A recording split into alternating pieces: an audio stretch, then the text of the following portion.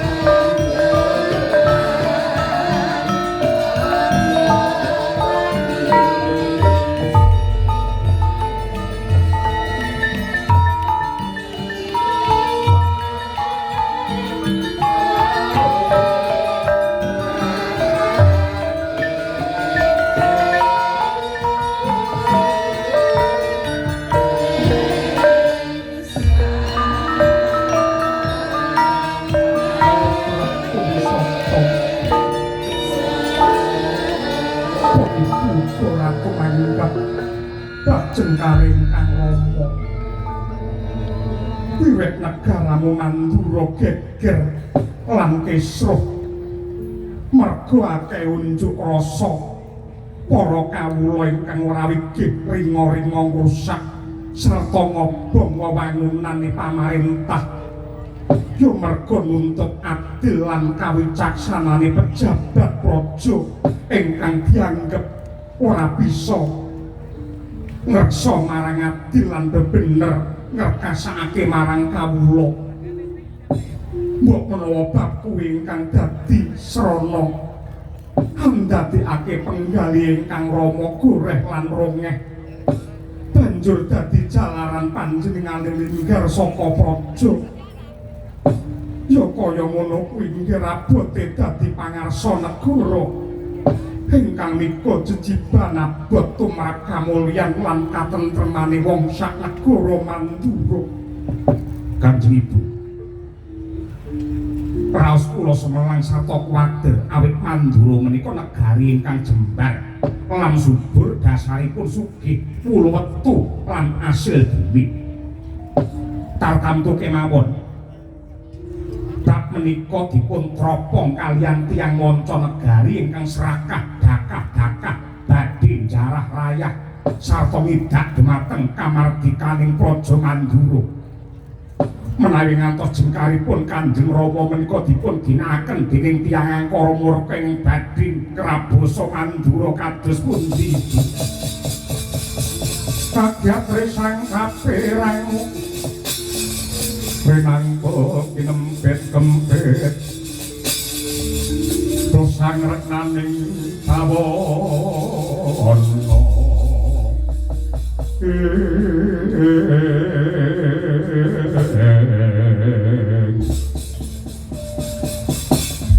Anakku wisaka ngerti ya nggih kabeh lakon ingkang dumadi iki wis ginaris dening pesthi bungah susah bejo cilaka yektine kabeh mau kanggo kabecikane manungsa. Kapan manungsa ngati-ati yen ora kesandung? Kapan manungsa gelem tresnani karo awake yen ora ginanjar lara luwih dhisik? Lan kapan wisata gumregah rasane tuwuh tanggung jawabe rumeksa tentreming praja tanpa ramamu jengkar ati lar bojo? Negara Mandura iki bumi klairamu sing kudu ndok rungkepi nganti tekan pati wisata. Mula kang mangkono sliramu aja nganti kendul lan mlopro, aja mingkuh ing pekewuh sing tetek sing dadak lan sing tanggon. Ketokno jiwamu ingkang santosa, merga tingkahmu kuwi dadi kaca brenggala tumrape para nom-noman sak negara Mandura wisata.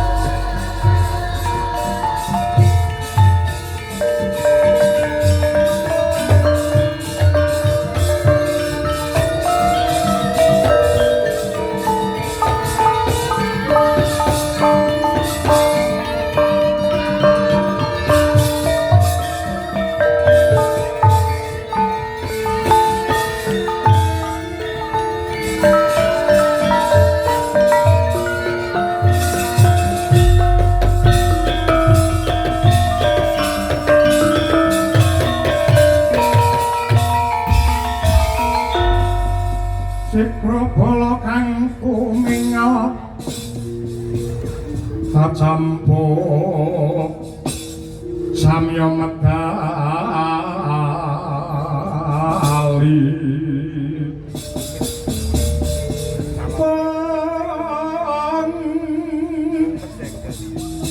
werkadet wilaten kota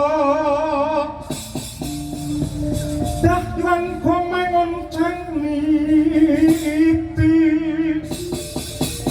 benjang sangaji niceo ladinya ngedali wustra surawilaga kaya buta singa wagil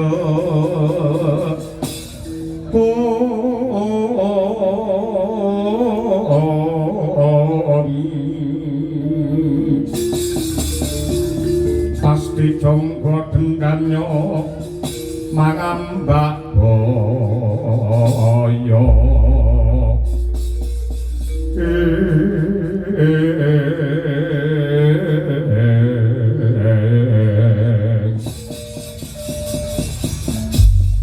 Raja Manik sejati ning alam ingkang tinut ing jagat Patih Kala Kridaksa kawula nuwun wonten timbalan ingkang adhawuh Kanjeng Sinuwun Prabu Anggila Amiji dhumateng ingkang abdi apa to darunane pasiwakan negara Tirta Kadasar kowe adoh ndak awi cedhak saya ndak raketake merga ana bab wigati ngen bakal ndak babar nggih keparengipun kados pundi nadyan to panjenengan ingsun Prabu Anggila dadi ratu Blegedhu Nyakrawati mbau dendha menyang kawibawan kemul kamukten nanging rasaku durung tentrem batinku durung marem lamun to aku durung bisa mulyake piyayi kang wis ngukir jiwa ragaku ya kuwi Kanjeng Rama Penemban Kuranda Geni kelawan kadangku sepuh ya kuwi Prabu Kartabiyaga laris cetha pratewa lamun to sedane Kakang Kartabiyaga lan Kanjeng Rama disedani karo biyen bocah Widara Kandhang sing jenenge Kakrasana kabare Ripalungguhan iki wis jumeneng dadi ratu madhep mongko dadi Narpati ana ing negara Mandura kanthi jejuluk Prabu Baladewa lajeng keparengipun kados pundi nadyan kaya ngapa lan kepiye aku bakal mikul dhuwur mendem jero mulyakake marang Kanjeng Rama lan kadang sepuh kanthi srana mocok janggane Baladewa aduh sinuwun nyuwun pangapunten kalilan matur sisik nyuwun gunge samudra pangaksami menawi paduka kepareng andhahar atur kula damar mancung monggo dipun cupet kemawon menggaing petang kula cara kangge mulyakaken ingkang Rama ingkang sampun seda menika mboten les pinales kadi mekaten nanging monggo ngempalaken prawadya bala sentana praja ing Tirta Kadasar nyuwun dhumateng purbane Hyang Agung meminta marang Sih nugrahaning Bathara supados dosa lan kalepatanipun ingkang Rama lan kadang sepuh dika dipun apunten dening Gusti ingkang gelar jagat satemah mulya wibawa mapan wonten kasuwargan langgeng mila saking menika wonten paribasan ora perlu paribasan ora bakal nggugu sing dadi gunem aku jiwa satriya kula nadyan kaya ngapa lan kepiye pinangun rumpat rinatya medhot durung marem rasane atiku lamun to durung bisa ngokop getihe Ratu Mandura Baladewa oh yen mekaten mboten langkung kula namung badhe tutwuri larak ngono siapakno prawadya bala saking Tirta Kadasar sing diri sawega ing gati nyebat perang nempuh yudha marang negara Mandura mboten langkung sendika ngestaken dawuh kalilan pamit madhal pasilan Kanjeng Sang Patih Sikra Sanata baris nyawiji kumolong sampyak umrah kut lampahe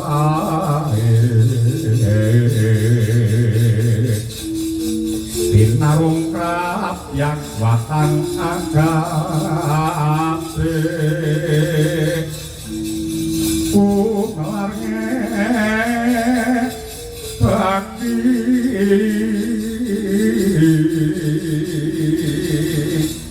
sorake gumurro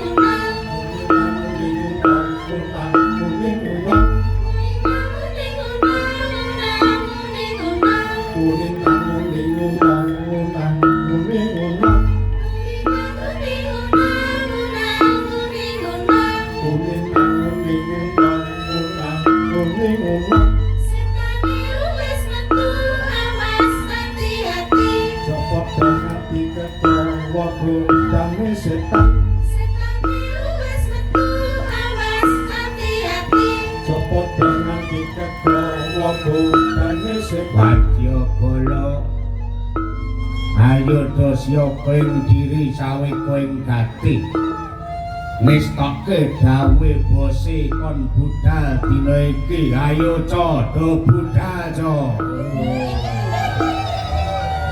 para medon ayo do mangkat peri wedok ayo do budal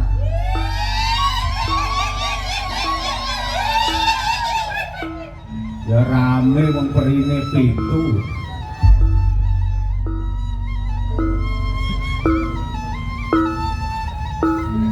Kang Dimas melu karo kanca kancane Ripalungguhan iki budal ning endi neng kota pahlawan njujuk ning endi neng kampus kita yaitu Unisa Surabaya.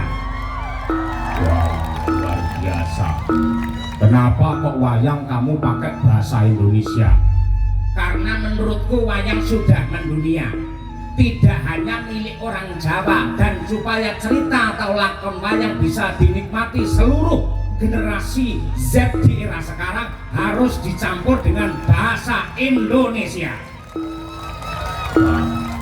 luar biasa Iya, luar biasa. doanya gimana Doaku untuk Indonesia naik tosa ke Magetan. Indonesia satu langkah di depan. luar biasa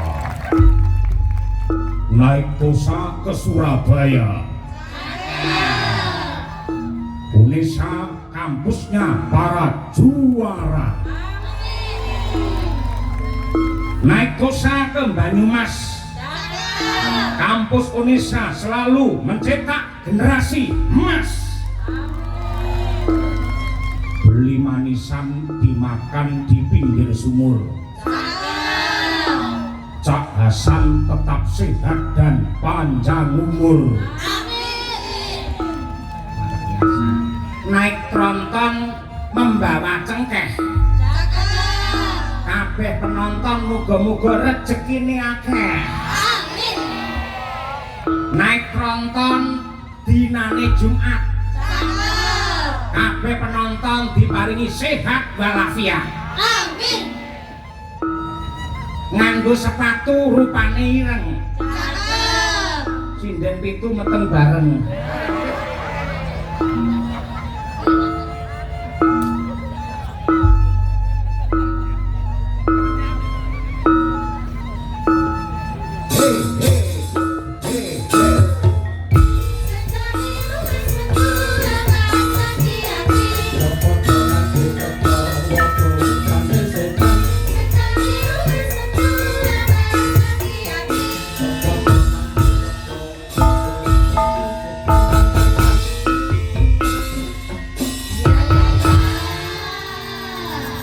Kalau memang Bapak Rektor atau Cak Hasan itu asli orang Surabaya, yang artinya kalau bahasa halus di dalam pewayangan beliau saya kira kurang paham.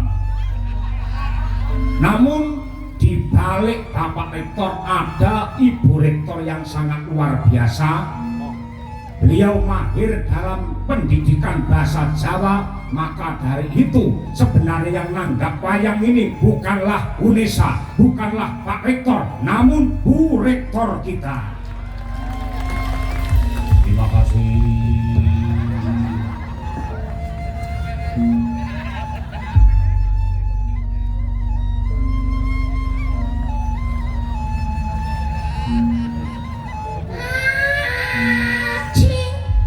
Latihan.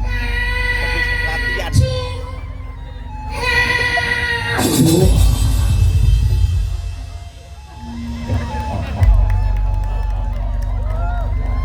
Jangan tepuk tangan. Apa arti tepuk tangan tanpa saweran?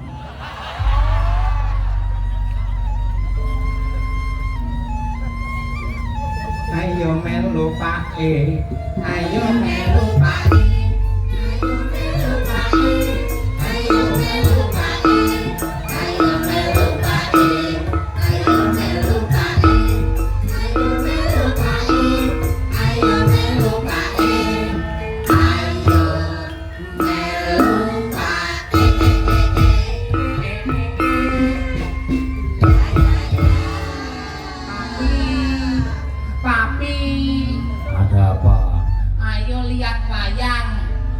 mana? Di halaman Rektorat UNESA.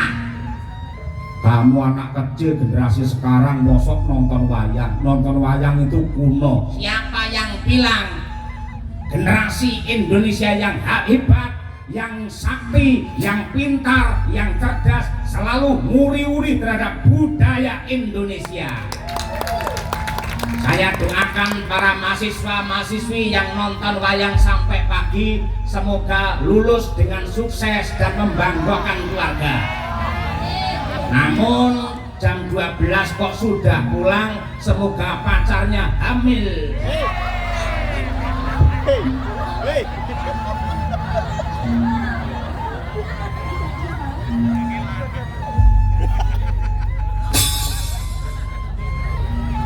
Iya deh.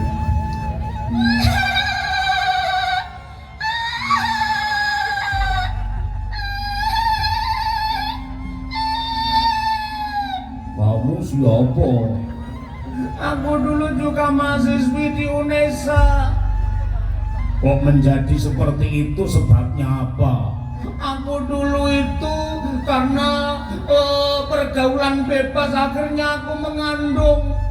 Dan anak saya buang di sungai. Akhirnya aku seperti ini. Tolong.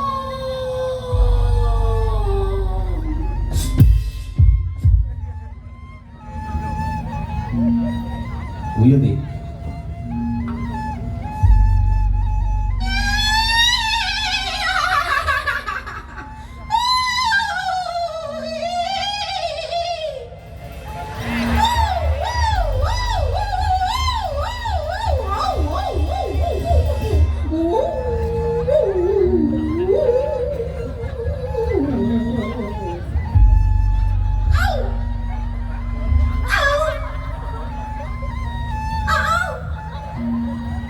Ayo nikah dengan aku. Tidak mau, karena kamu sudah tua. Kalau nikah dengan kamu pasti aku akan keracunan susu kedaluarsa.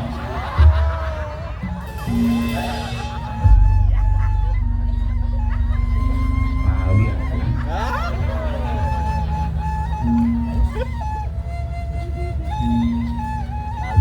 Saya adalah temannya Cak Hasan. Walaupun ahli kesehatan memberi keterangan bahwa orang kalau terlalu banyak merokok pasti akan terkena penyakit paru-paru.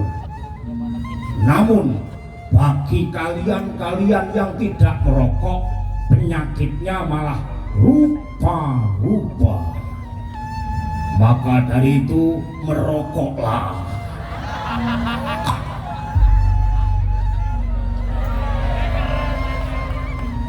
25% orang Indonesia mati karena merokok. Itu memang betul, artinya yang 75% orang mati karena tidak merokok. Maka dari itu merokoklah.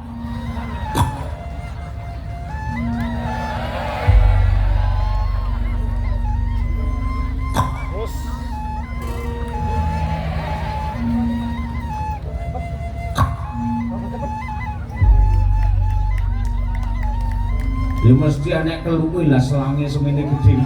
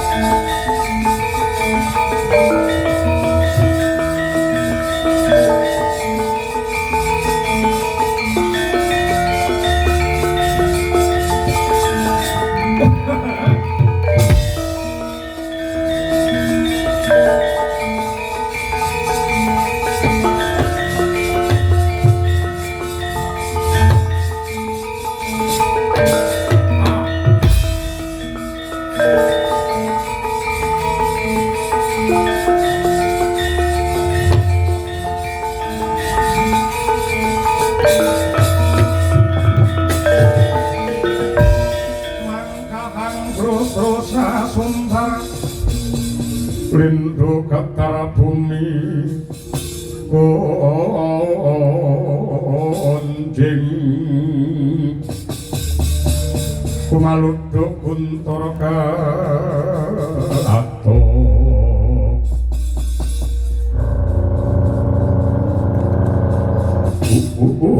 ladal laki wae wadya balaku saka ing tirta kadasar ngambah wewengkon negara Mandura. Iki ana nom-noman malang kadak mripate menteleng kaya bandeng sapa. Lek nom mripatmu jerengen gobokmu. Kala tanpa rupa iki putra Narendra Mandura jenengku Raden Wisata. Kuwi sapa? Larong kana ing tirta kadasar.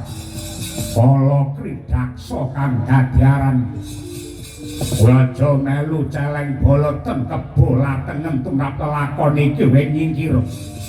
Endi wong tuamu sing jeneng Prabu Baladewa? Kon maju mrenak srimpung sikilak bondo tangane pocok janggan. Delangap-delangap katon ucap.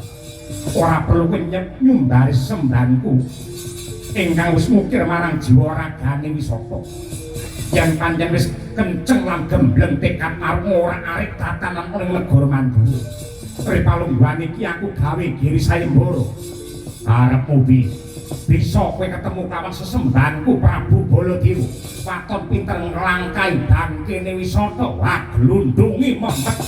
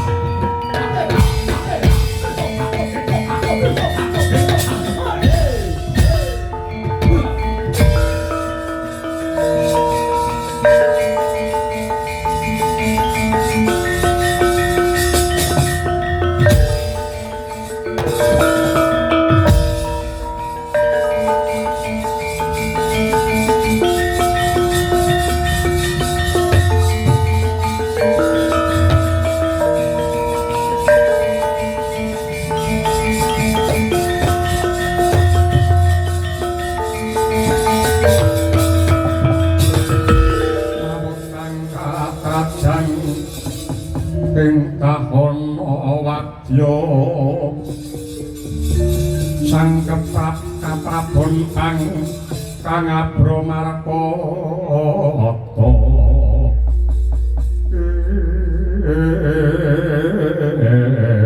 Baladara jagat dewa Batara jagat mangestungka kaya mengkini iki lelakone negara Mandura ibarate kaya kelangan saka guru ingkang santosa Kanjeng Rama Diwaji kula suwun jengandika sampun ngantos negakaken dhumateng bumi Mandura ingkang dipun serang dening mengsah kados mekaten Paman Prabu Ndarawati Paman Sri Bathara Kresna kula nyuwun pangayoman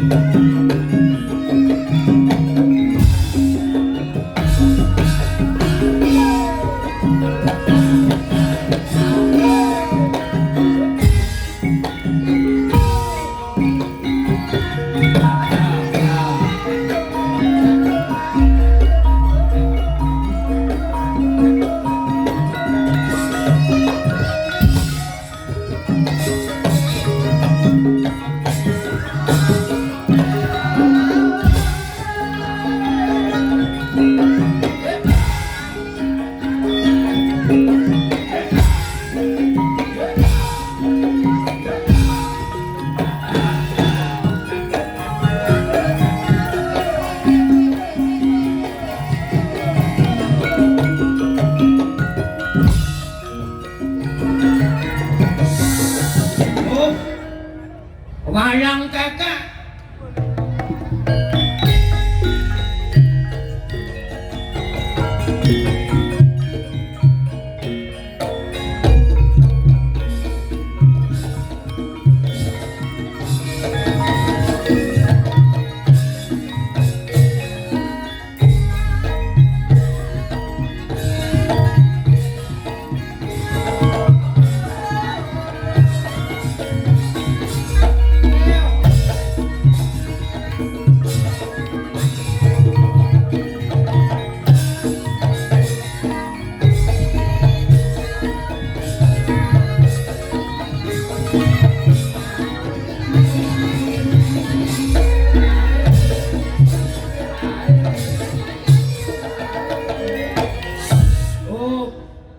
Jamong.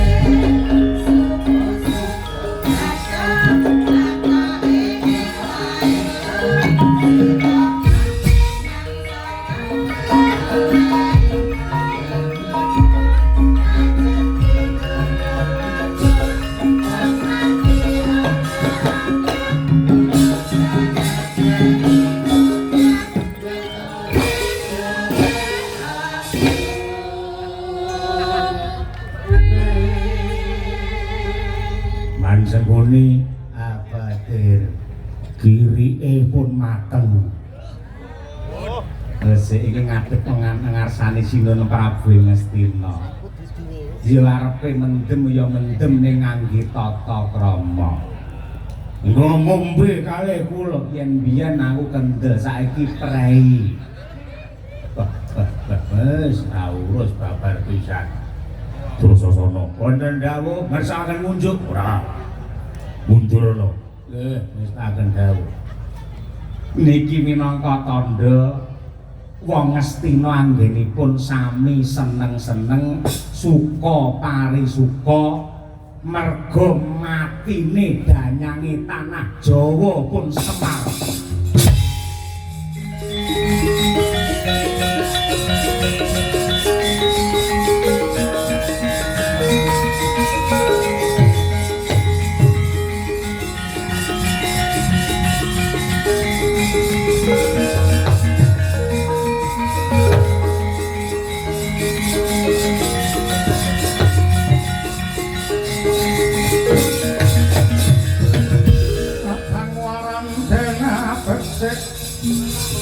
Besok mendemo Aris kang prayitna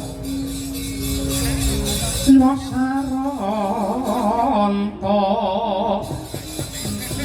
tinumpesen kang awak Pandhawa ora urung dadi mungsuh ora urung dadi mungsuh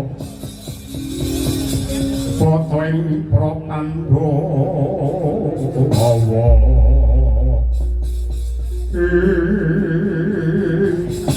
Paman Patih Arya Sengkuni paman Kadil mampah wanci pangklong kepapat obor sewu jumbuh kalian rekayasa rekadaya sanggit rungsit ingkang sampun dipun tindakaken para Pandhawa anggadhahi kaprawiran anggadhahi kasantosan sarana rinten dalu tansah dipun tenggani kalian danyange tanah Jawa nenggi Semar Badranaya saestu bilih Semar samangke sampun pecah paman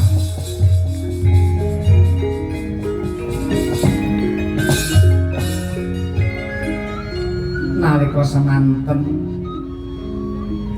Semar menika kula kanthi jagongan wonten ing wandi alit lajeng kula caosi wujudipun unjukan wedang kopi kentel ingkang sampun kula campur kalian daru beksi utawi sampun kula campur kalian racun. Mboten ngertos sangkan paraning bilai lajeng Semar menika nggletak wonten sak minggiling cak. Dadanipun boten ebah mertandane menawi jantungipun sampun boten lampah. Pandhawa sakmangke mesti sami nangis guguk merga Semar sampun pejah. Bangkene Semar sampun kula kubur, kula pendhem wonten ing kutha Pramanakati wewengkon negari Ngastina. Bagus ya sanget.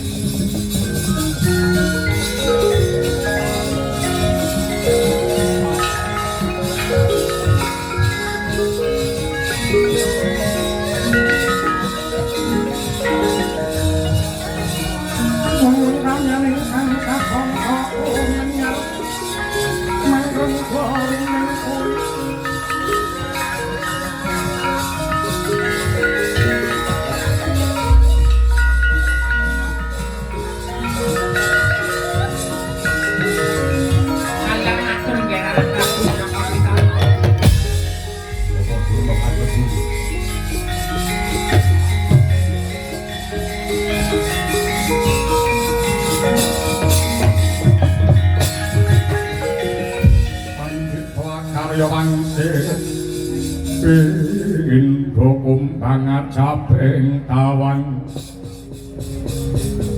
susah angin ngending gone nuwun sewu nggih kaliyan matur sisih nyun gungi samudra pangaksami yektosipun batos kula menika njerit ras kula menika mboten trima mulak dumateng tingkahipun para Kurawa mliginipun Patih Harya Sengkuni. Monggo samangke kula aturi menggalih Semar niku dosanipun menapa lepatipun menapa kaliyan para sata Kurawa. Perkawis para Kurawa anggenipun edan kaliyan jabatan nendhen kalih kelungguhan serakah dakah-dakah tega mentala budidaya kejahipun para Pandhawa monggo. Ning Semar menika mboten ngertos dhumateng kentang kimpuling kahanan pojok plereting lelampahan. Mongko wedinipun Padukul anggih prisa bilih Semar menika tata gelar namung wujudipun Panakawan ing sejatosipun menika Dewa Ngejawanta. Ingkang andadosaken kuwatos sing manah kula. Menawi para Kurawa mejahi dhumateng Semar Badrana dipun pendhem wonten ing kutha Pramanakati. Semare trima ning menawi sing momong ora trima mangke kados pundi? Nuwun sewu nggih anak Prabu Duryudana. Sampun was sumelang ing penggalih. Nadyan kados pundi kemawon panjangka gegayuhan wiwit kuncung ngantos gelung sampun ngantos owah lan gingsit. Anggen Paduka badhe merjaya dhumateng para Pandhawa nyingkiraken dhumateng anake Kunti. Mongko sampun cetha ngiglo tanpa warana bilih ingkang ngayomi dhumateng Pandhawa menika mboten wonten sanes kejawi namung Semar Badranaya. Mila sampun ngantos mlokro, sampun ngantos bingung, sampun ngantos mangro tinggal. Pejahipun Semar wonten negari Ngastina menika kabar ingkang kremenaken menawi Semar menika sampun pejah Pandhawa liyane mung karing ngrentengi sirahe.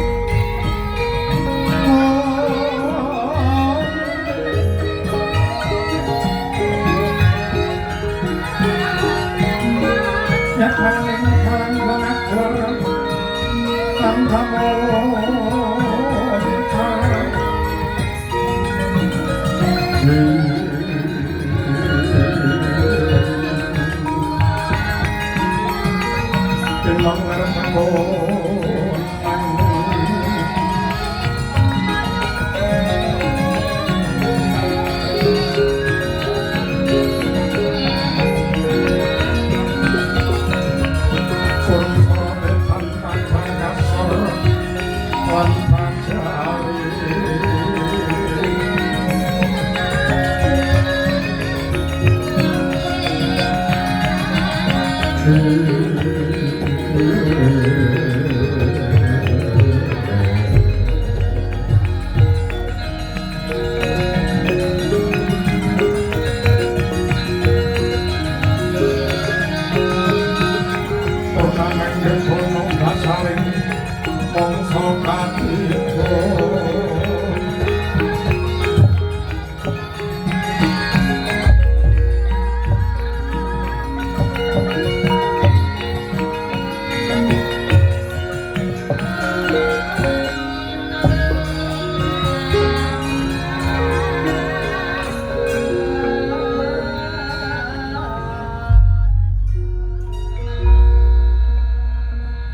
Umaliyang lataken abyubing angin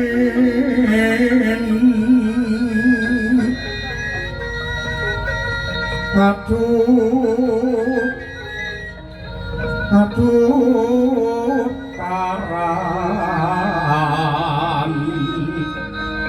ning kan pura kipun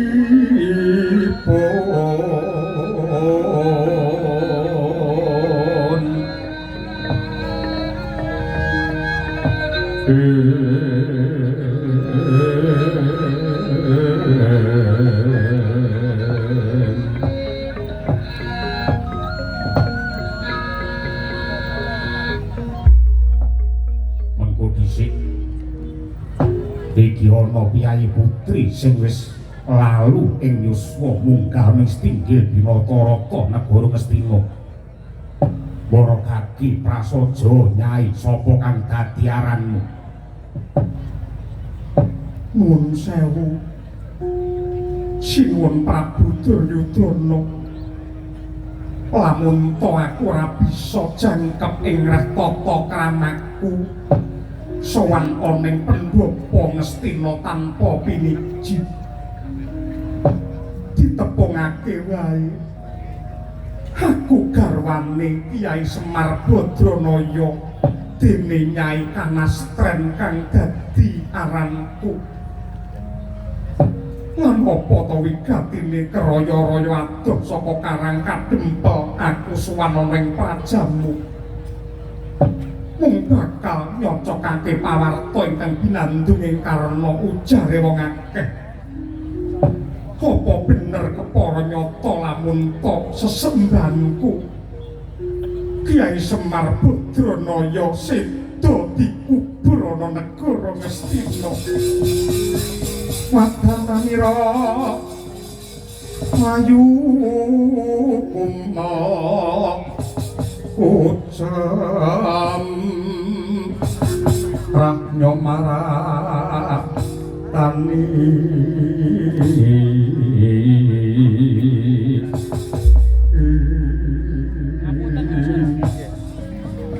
murokake paring dawu kok Kyai Semar bisa seda kuwi larah-larahe kepiye yen pancen panjenengane wis seda pripalungguhan niki pakuburane mapan ana ngendi aku tak nipra ana ing kono aku tak sujud ana ngarsane pangeran supaya paring pangapura marang dosane Kyai Semar.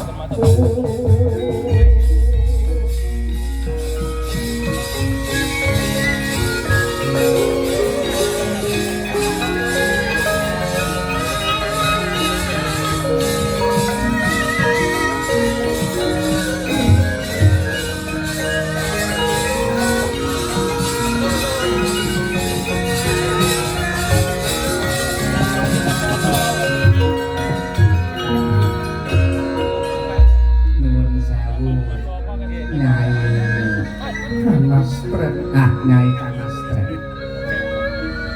bab iki kaya kurang prayoga lamun to dirembug ana ing sana sewaka menwijang gamblang sejarah Kyai Semar kok bisa seda pripalungguhan iki patih Sengkuni sing bakal critani mula kang mangkono ayo tak kanthi ndak kanthi ana papan sing sepi aja nganti sakjroning kowe engko nangis dingerteni karo sapa-sapa. Ayo melu aku Nyai Kanastren.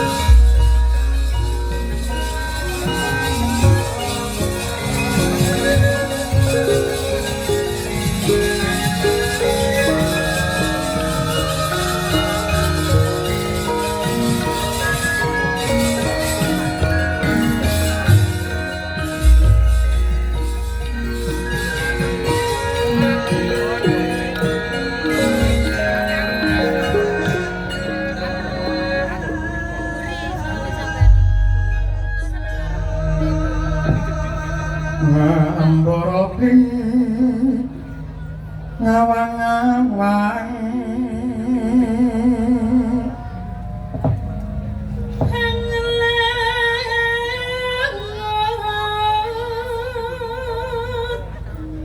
kebasan tanpa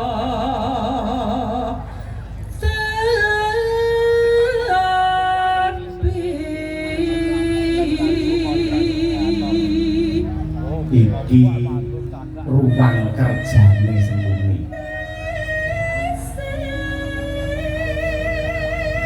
Nyai Kanastren lenggah sing prayoga arep ngunjuk apa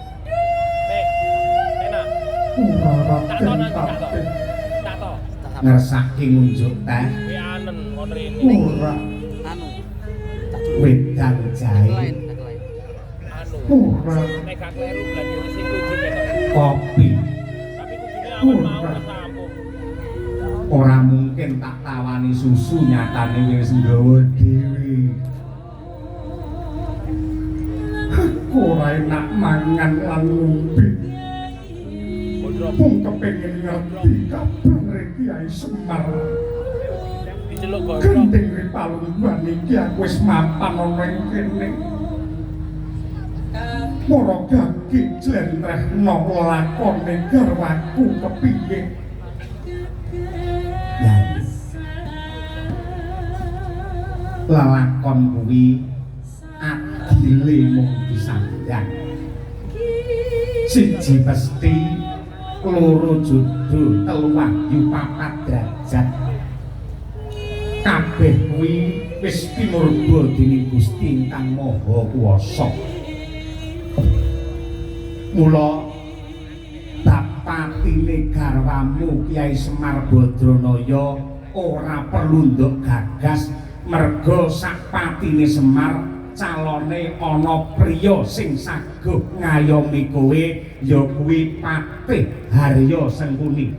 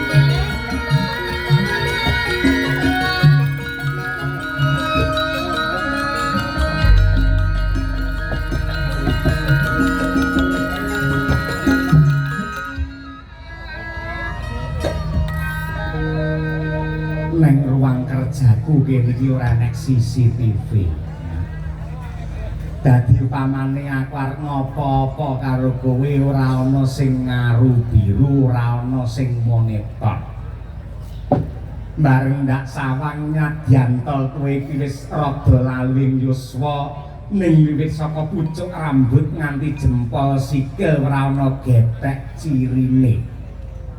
Irungmu kok suntik lho. Ora apa anane pancen kaya ngene iki. Wong tuwake apike ngono kuwi. Apa anane?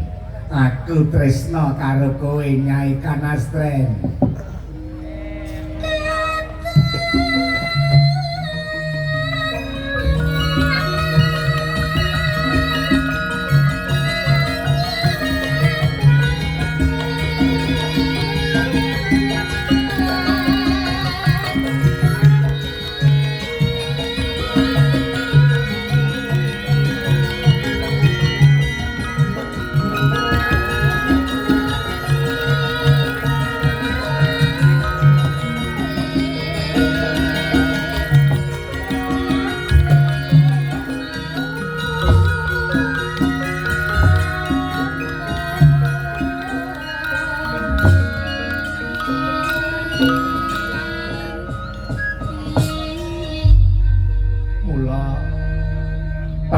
Semar sing wis mati ora perlu nduk gagas, ayo gawe lembaran anyar.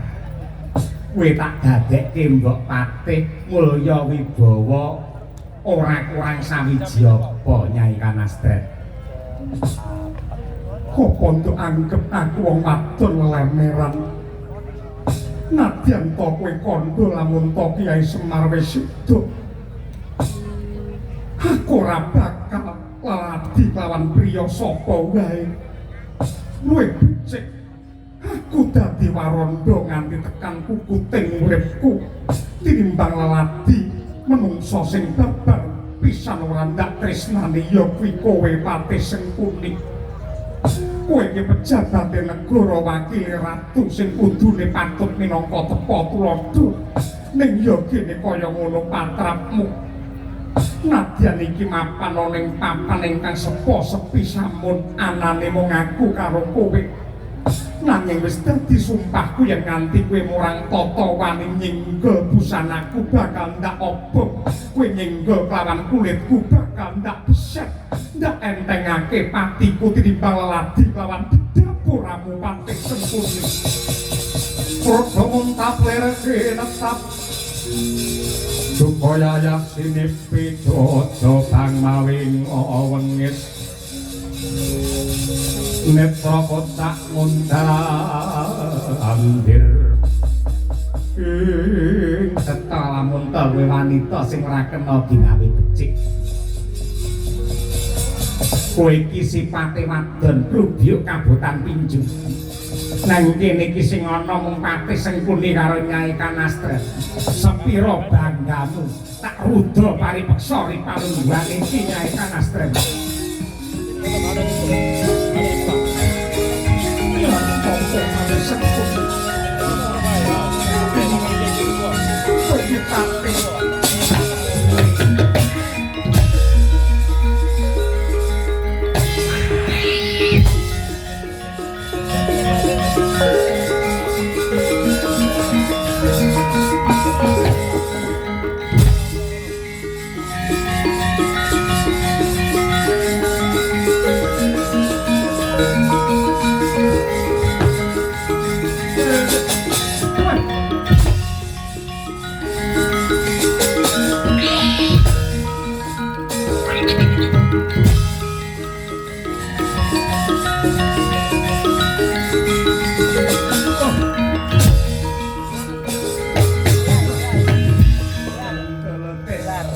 Pangling Anoman wiwit teka ning kene. Nadyan kaya ngapa lan sepi aku sing ngawat-ngawati lakune Nyai Kanastren. Aku liwat dayane sorot lampu satemah ngerti patraku sing kaya kewan.